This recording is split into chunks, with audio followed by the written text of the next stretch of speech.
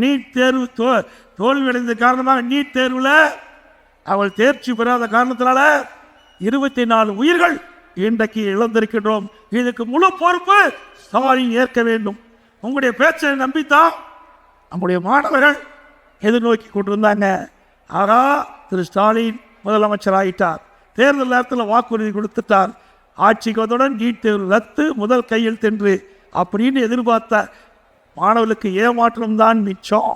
24 உயிர்கள் இழந்ததற்கு காரணம் இன்றைய முதலமைச்சர் ஸ்டாலின் அவர்கள். அது மட்டும் இல்லை, ஒரு கூட்டத்தில் பேசுகிறார் உதயநிதி ஸ்டாலின், நீட் தேர்வு ரத்து செய்வதற்கு ரகசியம் இருக்குன்னு சொன்னார். இப்போ துணை முதலமைச்சர் ஆயிட்டார், இன்னும் ரகசியம் வெளியிடவே இல்லை. எப்படி மக்களை ஏமாற்றுறாங்க பாருங்க, அப்பனும் மகனும். ஏமாந்துடாதீங்க. அது மட்டும் இல்லை, அண்மையில் நடந்த சட்டமன்ற நிகழ்ச்சியில் ஸ்டாலின் எழுந்து பேசுகிறார்.